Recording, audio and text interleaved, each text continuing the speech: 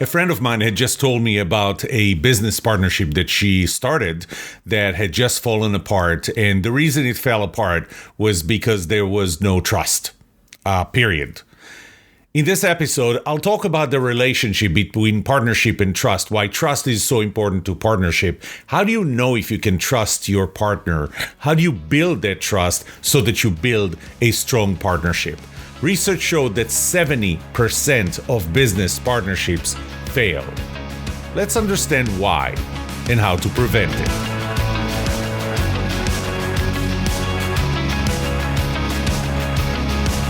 Welcome to The Trust Show. I'm Yoram Solomon, your host, the author of the Book of Trust, and facilitator of the Trust Habits Workshop.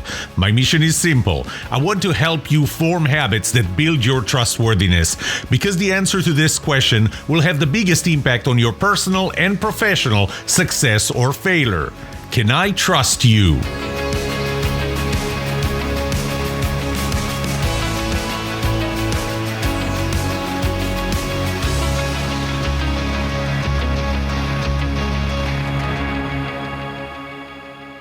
This is not new. You've seen it before. You may have been part of that. You were part of a business partnership. You started a partnership with a partner and it fell apart.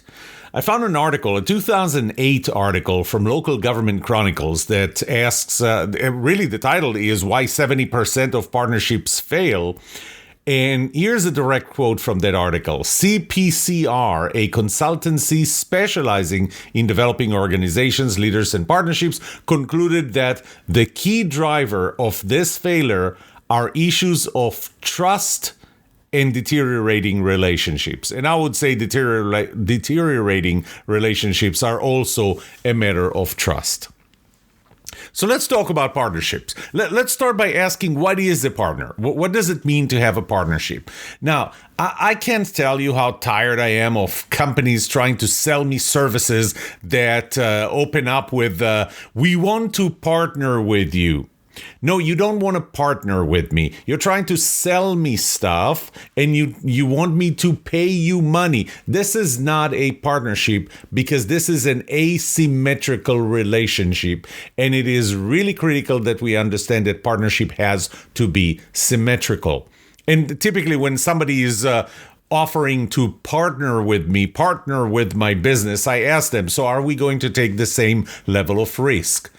If we fail, do we fail together, or are the payments that I pay you, they're secured, but the success of the business is not?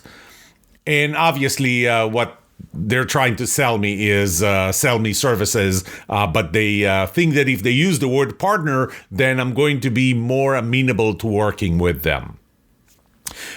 Why do I need a partner at all? I'm starting a business. Why do I need a partner? And I'm going to venture to say that a partner really helps. Having a partner in a business really helps. And I'm going to point out a few reasons. One of them is typically when you start a business, there's too much work for one person. Now, you can hire people to do work for you. One thing that I learned in my past history, business history, is that people working for you are typically not as involved, as bought in, as engaged in the business as people who are actually partners in the business. And there's just too much work for one person. You have to have more. And typically you don't have enough money to pay somebody to do work for you. And again, it's one thing to be an employee. It's another one to actually be a partner, sharing the risks and sharing the reward. Another reason is complementary skills. I have certain skills. I'm not good at everything. I already did a podcast episode on why you need to focus on improving your strengths rather than improving your weaknesses. I have weaknesses. So having a partner that is strong in areas that I'm weak at, where I'm strong in areas that they're weak at, is really complementary and helps build a very strong business. When you have a partner and you come across whether it's a fork in the road or any kind of business decision that's required, you get better ideas when you have two people brainstorming and thinking and having the same motivation to reach the best outcome. of that decision. Having a partner helps because you have someone who really understands the pressure and is in there, in that pressure cooker with me. I'm not alone.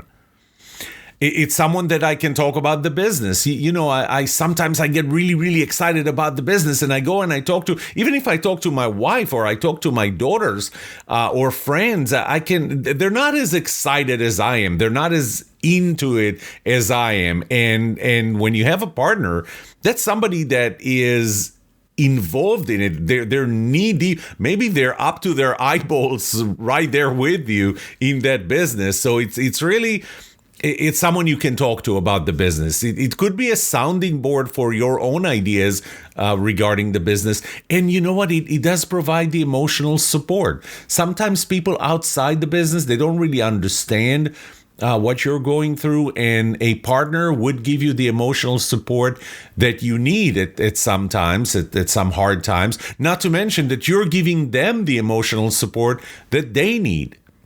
This is why you need a partner.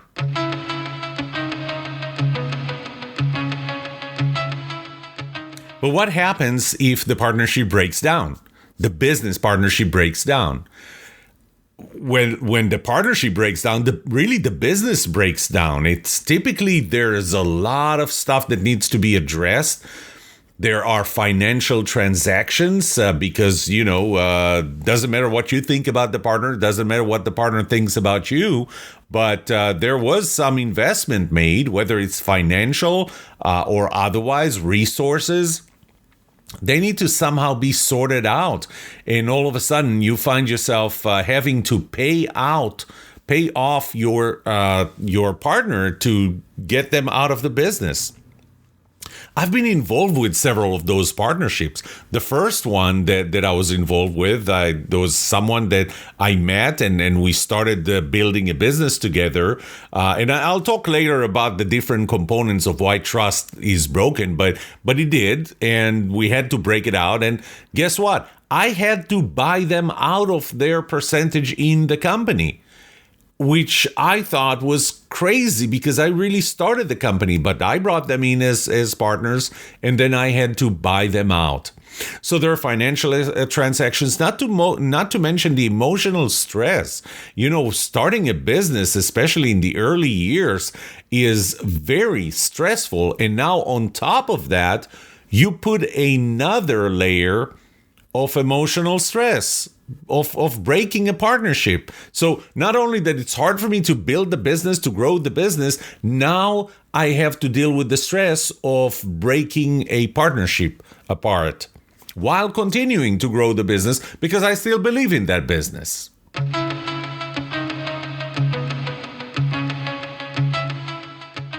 I'm jumping a little ahead towards what do you do to build a strong partnership, and I want to start with what's not going to help you build a strong partnership. I remember my second year in law school, we started contract law, and I was older than the other students. Most students were in their early 20s, and I was in my kind of mid-30s. And so I had a lot more business experience than others.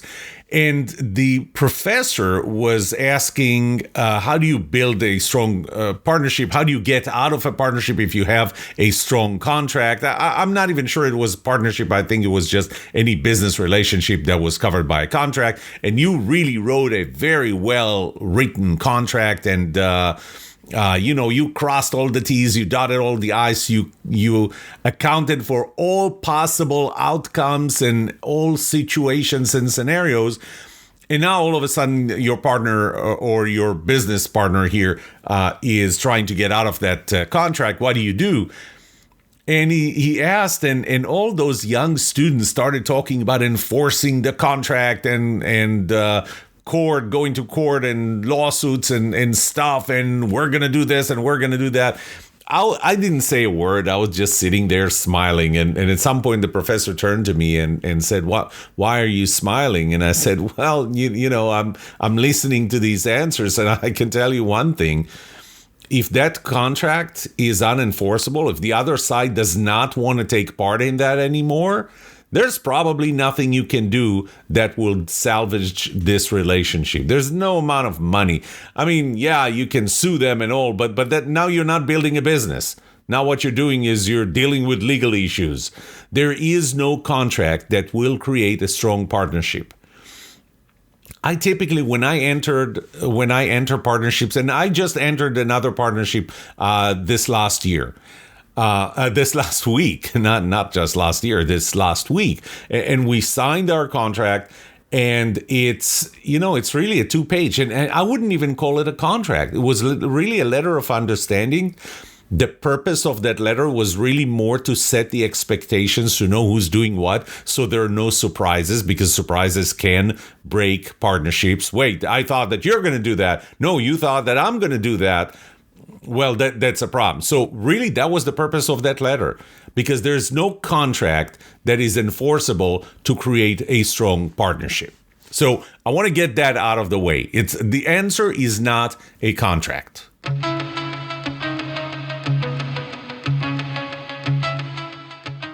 There's another article that was written by the Small Business Chronicles in 2020 that tried to analyze why do they fail? Why do partnerships fail? And I'm going to take the 6 bullets that came out of that article, and I'm going to reflect on them. The first one is, they said, because you're mixing personal relationships with business. I would say that the jury is out on that. I know that the worry we have is that, if there's a personal clash, let's say that my wife is my partner, and we have a disagreement at home, and now we bring it into the business. I have a friend, and we fought over something that has nothing to do with the business. Now we bring it into the business. I'm going to actually claim the opposite. I think that those that you have a very strong relationship with outside of work are probably going to be the people that you're going to trust inside of work. So I'm not against mixing personal relationship. In fact, if you know, and I'm going to take you through what I think it takes to build that trust, this does become a personal relationship. I'm sorry, if I'm invested in a business, it is personal to me. Why not bring in the personal people in my personal relationships in my life? Another one is an unequal commitment among partners, and that's important. That touches on the my component of symmetry and fairness in the relationship, it kills me to know how many times people just overlook this part of their relationship has to be really symmetrical. It has to be symmetrical in several different aspects. One of them is the equity level in the business. You're going to hear a lot about, I'm going to bring you as a partner into the business, but and it's going to be as equal as possible, but I'm going to maintain 50.1% of decision-making power or voting, and you're going to get 49.9%. So from a financial equity, it's pretty equal. It's pretty much similar, but it gives me the ability to make decisions.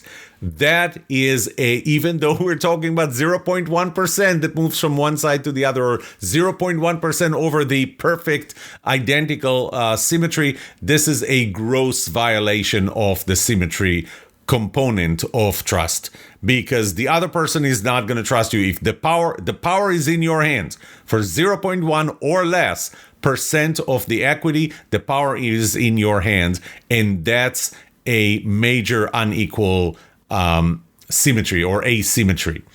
Another part of the symmetry is the financial resources. And we often, go around that and, I'm going to put the money because I have money. You're going to put sweat equity. So you're going to kind of earn your equal.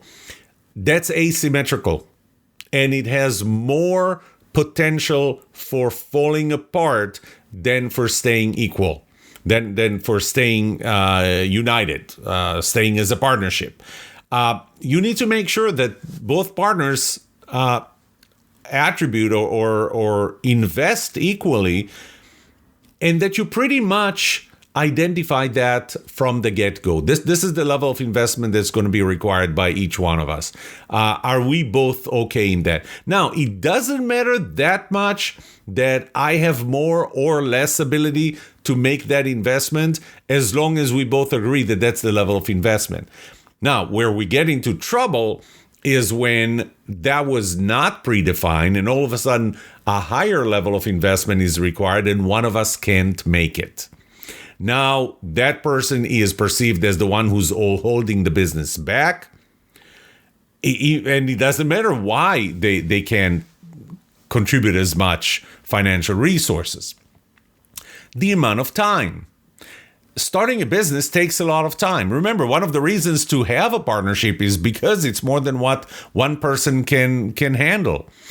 And so many times, including one of my partnerships in the past, where I said I have 100% to invest in the business, 100% time to invest in the business. That's the only thing that I do. The other person goes, well, I'm still keeping my day job, but don't worry, I'm going to invest time. I'm even going to do that at the expense of my day job. So I'm going to do some of the research from my computer at work, and I can only do things on weekends or on evenings. That's an asymmetrical time commitment. It's a problem. Effort. There needs to be a symmetry in the commitment of effort. How hard am I willing to work for it? Imagine this. Imagine that you started a business with a partner. You started a business partnership, and your partner comes in. They like to work 9 to 5. They have other things. They don't have another job, but they have other things. They play basketball or whatever. They have their family to go to. You show up at the office, and the office is probably at your home or their home or whatever, and you start working at 6 a.m. They show up at 9, they leave at 5. You're still working. That symmetry or asymmetry of commitment leads to that partnership falling apart. This what they refer to as unequal commitment among partners, I call it asymmetry. And asymmetry is one of the 3 main components of my trust model in the who you are side of that model. And I'll talk about the what you do as well.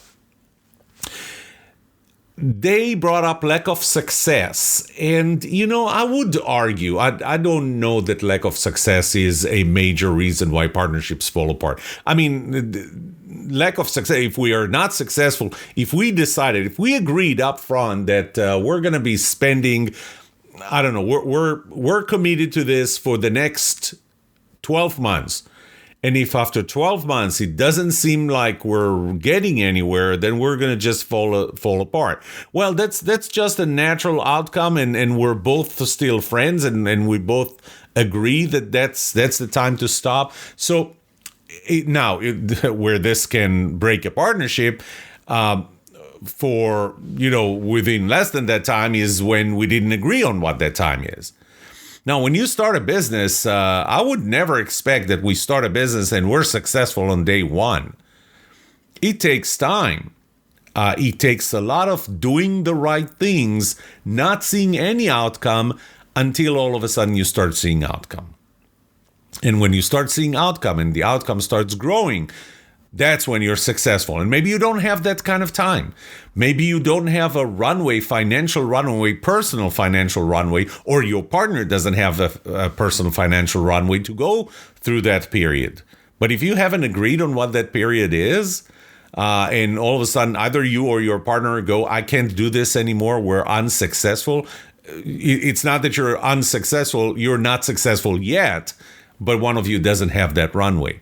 So I would refer to that as the lack of success, because just lack of success because the business is not successful while it was supposed to be successful, that's a reason to not just break the partnership apart, but it's a mutual understanding that this is just not working.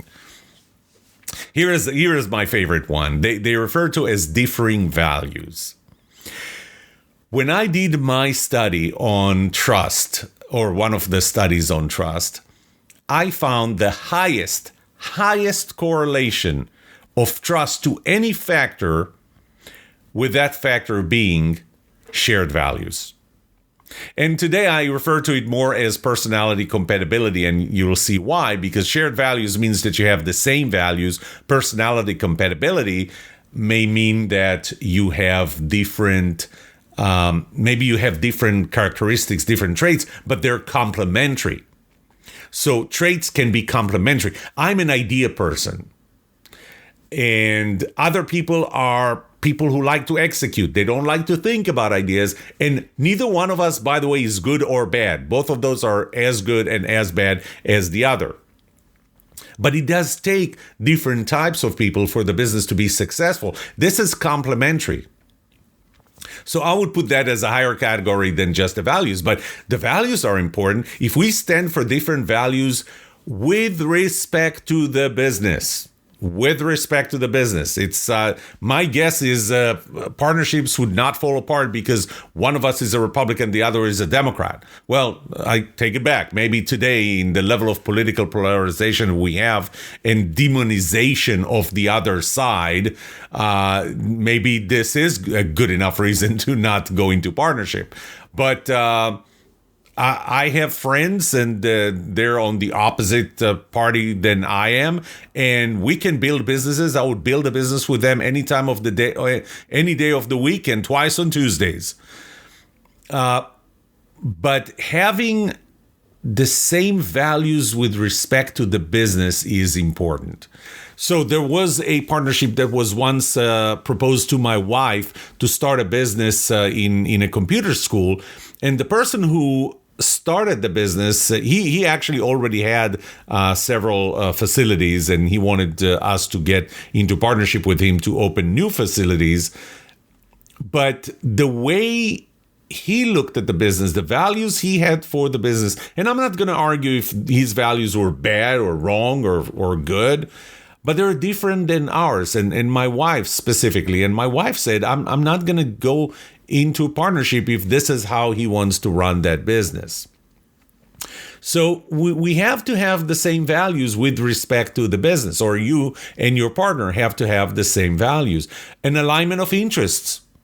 That's an important one. Why do you care about this business? Why do you want to do this business? And I'm going to throw in shared vision and shared mission.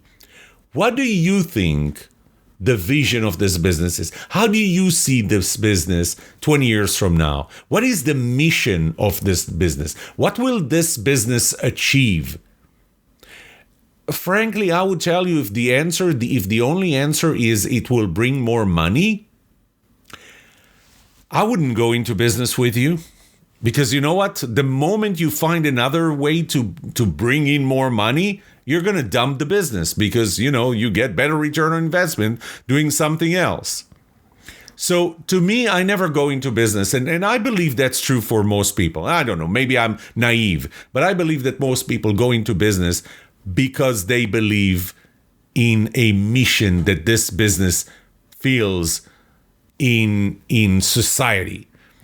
The reason I started the Innovation Culture Institute and all my work on trust, my mission is to reverse the decline of trust in our world.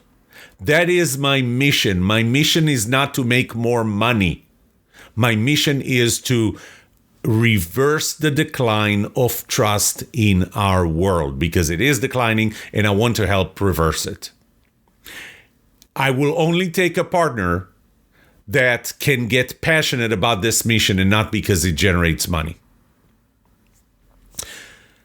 So, they also talked about personality clashes, which I would fold under differing values, Again, I'm not calling it differing values or similar values. I call it personality compatibility. So if we have personality clashes, and again, different personalities can be identical, which, by the way, may not be the best partner to start a business with. Someone who's identically just like you may not be the best idea. You're an idea person, they're an idea person. What you're lacking is someone to execute. Or you're a type A personality, very strong personality. The other one is very strong personality. You're going to be clashing all the time. So, Really, the focus needs to be on personality compatibility rather than worry about being identical, the same. And the last bullet, the sixth bullet that they offered in that Small Business Chronicles 2020 article, trying to explain why 70% of partnerships, business partnerships, fail, they call it the failure of trust, which to me is everything. That is actually the higher level thing.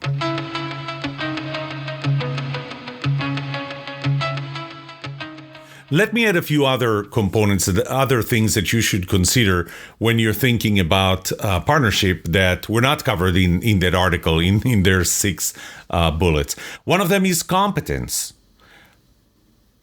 You have a role in the business, and the other person, that your partner or partners, have roles in the business, and each one of you has to be competent in their role. One of the biggest mistakes I've seen people do is they ignore competence in favor of how well I know you and all the other factors. So maybe I know you very well. We have a strong relationship. We're already friends. Maybe we're family members. I've known you for a very long period of time. I know exactly what you stand for. We share the same vision. We share the same mission. No issue of personality clashes, equal commitment, everything else being equal. We sometimes ignore the fact that the other person is just not good or good enough in their role that they get in this partnership. This will break. This was not one of the components addressed by the Small Business Chronicles 2020 article, but this is critical. If you partner with somebody who's not competent in what you do, in what they need to do for the business, and you take them anyway because you trust them, well, guess what? You're going to find that competence is part of trust. And as they start failing the business because they're not competent enough, and I don't want to go all the way to say they're incompetent, but they're not competent enough, that partnership is going to fall apart. At some point, you're going to get more and more annoyed. You're going to start talking to other people about your partner, which is already a bad start.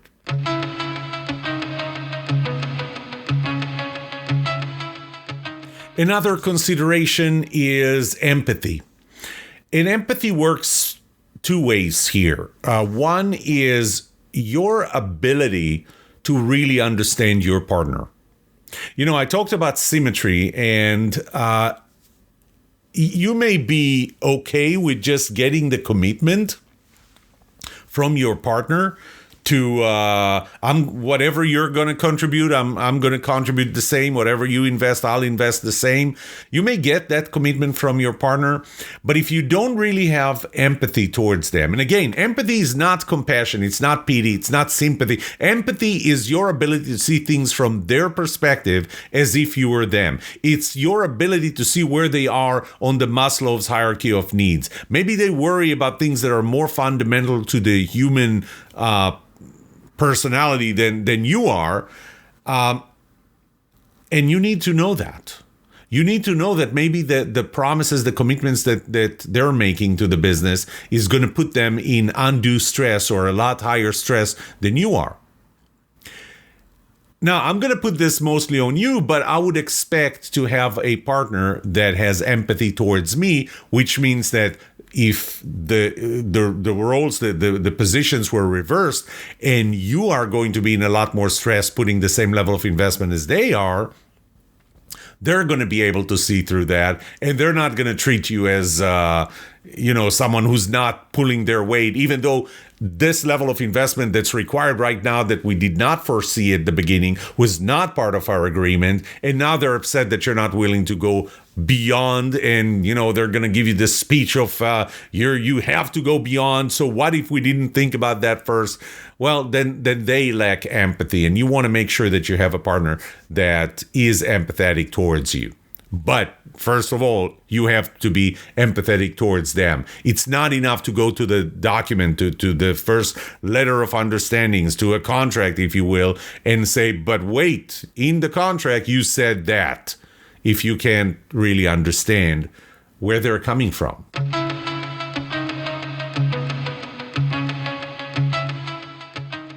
I think you're probably going to agree with me that one of the main reasons why partnerships fall apart is because you pull the trigger too quickly and too deeply, which means you got into a very high level of partnership commitment with someone you don't really know well. Now, how did you get to know him? Somebody said, hey, you should meet them. The first question is, how well do they know them? And how important it is that another person, knows them if they don't know them in the context that you need to know them. So it is a problem. It is a problem because there is a limited set of people that you know, and maybe none of them is suitable or interested to get into business with you as your business partner. So now you're faced with, I got to find someone, and I'm bringing somebody as a partner. And we tend to overlook this and say, but I think that my gut feeling is right about them. Well, remember, 70% of business partnerships fail? I guess you were wrong about them. There is no substitute for the time and intimacy. And by intimacy, what I mean is really, if I go back to my 6 components of the model, intimacy is the level of interaction that you have with them. So do you interact with them mostly over email, where we make assumptions, where we read between the lines, where we can edit and edit and edit before we send a message? Versus face-to-face meetings where you can read body language and see the consistency of body language and the words being used. Time. How long do you know them overall? How much time do you spend with them? How frequently do you meet with them? And so on. There's no substitute for that because, by the way, those are the things that allow you to build what you know about them. On everything else that I said before, without time, without intimacy, you don't know anything about them. Now, I did mention somebody introduced them. So there is the element of trust is transferable. And when I say trust is transferable, that means that other people can give you references. And there are other ways to get references. One way is to actually ask people that they worked with. Now, those have to be people that you trust. For one reason or another, those have to be people that you trust. And as a result, they can give you a fair analysis of who they are, the other person, who the other person is. You can use social media, look them up at social media, LinkedIn, Facebook, anything. See who they are, learn more who they are when they didn't know that you're going to be looking at their social media.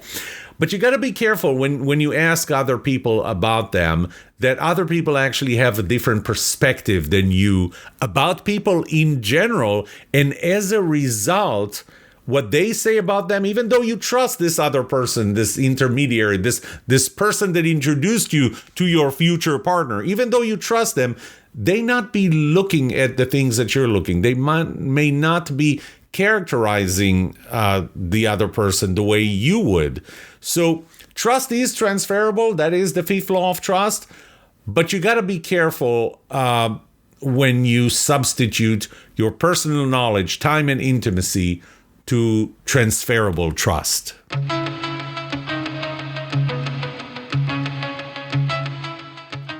Next, as you're building the relationship with them, start looking at their positivity. I mean, you're spending the time. Now we're going into the what they do part of the model, the 3 components of positivity, time, and intimacy. I already talked about time and intimacy. Let's talk about positivity. Are they transparent? Do they suffer from confirmation bias? Do they have hidden agendas? There's a long list. How much BS do they contribute to every interaction with you? Those are things you need to pay very careful attention to. And I spent a lot more time talking about that in season 2, 1 or 2 of the episodes when I talked about what they do and positivity in general. But you have to pay extra attention, especially in the early days, to how they interact with you.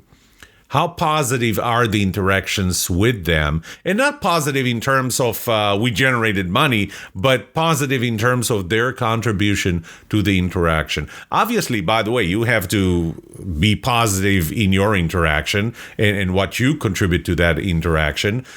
But positivity and paying attention, and after every business meeting that you have, especially in the early times. So later down the road, it's not going to be that important because you've already formed your opinion. You already know them well enough. You spend enough time and intimacy with them. But early on, I would encourage you to, after every interaction, to, you worked together today, you did something, you achieved something, they went home, you went home, just play it in your head and try and see, are there any issues? Is there any issue of positivity that you noticed in that transaction, in that interaction?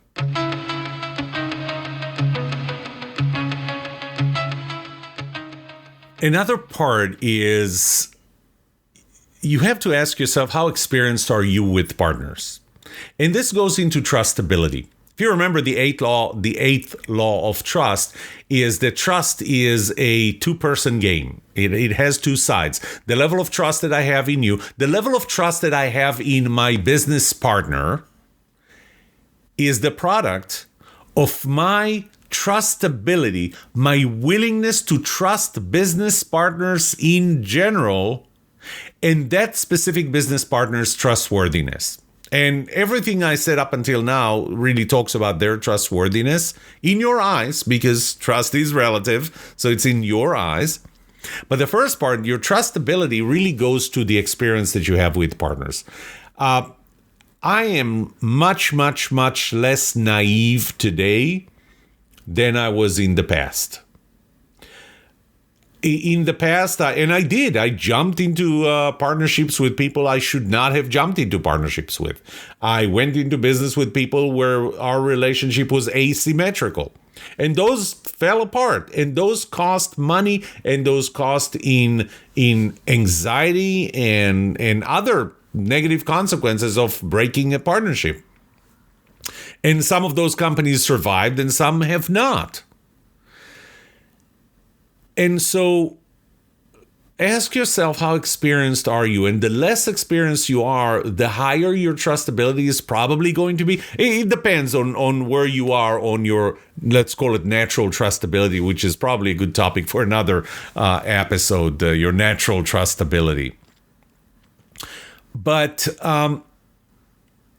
what I would say, and this is going to be the ending of this episode, I'll give you some advice. First of all, use the model. Use my trustworthiness model. Think about what you know about this other person. Are they competent in the role that you have for them? Personality compatibility is critical. Symmetry of the investment that you both are putting into that partnership and what you're getting out of it. And again, what you're getting out of it can be financial. And if your equity is 50.01% versus 49.99%, financially, this might look the same. The fact that you retain or the other person retains the voting rights with the 50.01% equity, that 0.01 or even less than that breaks symmetry. So, and then those are the who you are or who the other partner is, and then the what you do or what they do in an interaction, positivity, time, and intimacy that you can increase them. So use the model. Use this model. The next thing is you have to keep in mind that you need a very high level of trust, but trust compensates for risk and your fear of that risk. So what I would recommend, this is one of the most powerful recommendations I give to anyone going into a partnership with somebody else, and that is increase the risk gradually. Don't expose yourself to too much risk. Both of you, both partners, or more than two if there are more than two, have to grow what they get out of that business and the level of investment that they put into this business very gradually. And that time would let you find out who your partner is and would let your partner know who you are. Well, now, you can start with zero trust. I don't trust you at all. And then I talked about that in several episodes, especially the one of the later ones where I talked about how leaders kill trustworthiness. And they kill trustworthiness, number one, by not trusting. So I'm not suggesting, I definitely am not suggesting that you don't trust your partner, your prospective partner at all, that you extend zero trust to them, because they obviously their trustworthiness is more than zero. By the way, the biggest problems with partnerships is not that. The biggest problem with partnership is that you extend 100%. You extend so much more trust, higher, more than the level of trustworthiness that was exhibited by your partner, that things fall apart. So I like one of my methods to growing trust is to start with trust, but start with just a little more trust than what your partner has demonstrated in trustworthiness. A little more, and the higher their trustworthiness, the more trust you're going to extend, but your trust has to be always slightly ahead of demonstrated trustworthiness. And more important, you trust them. Whatever you trust them, show them that you trust them. Show them what you trust them with, because they need to see that. The last thing is, keep asking yourself, do I have the right partner? Much more important at the beginning. As I said before, after every interaction, business interaction with the partner, you want to go home and think to yourself, what do I think about what happened today? Think in terms of the model, the 6-component model. What do I think? Do I think that they're more competent than I thought yesterday? Do I think that our personalities are more compatible? Did we have any symmetry issue? Was there any positivity issue in the interactions today? Think about those things and keep asking yourself, is this my right partner? Obviously, as time goes by, as you know more about them, and the relationship is not going to stay if personality compatibility is low. That, by the way, I mentioned that it's the highest correlation with trust, 86%.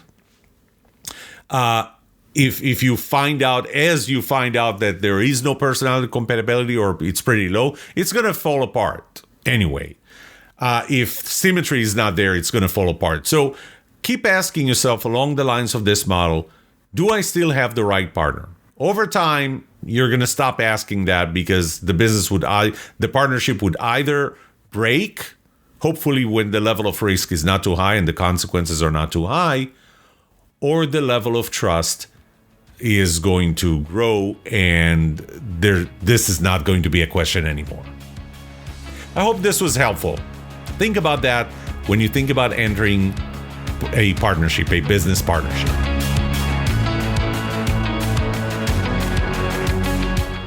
What would you like to know about trust and trustworthiness? Let me know and I'll answer it in a future episode. I would love to hear from you. Email me at yoram@thetrustshow.com. If you like this episode, subscribe to the show so you will automatically get notified when I release a new episode. Rate it. Write a review for this podcast, because those ratings help not only you, but also others looking for podcasts just like this. If you're looking for more resources to learn about how to build trust, be trusted, or know who to trust, look up my workshops, online courses, books, or go to my website, trusthabits.com. And remember that the answer to these two questions will have the biggest impact on your personal and professional success or failure. Can I trust you, and can you trust me? Thank you for listening or watching The Trust Show.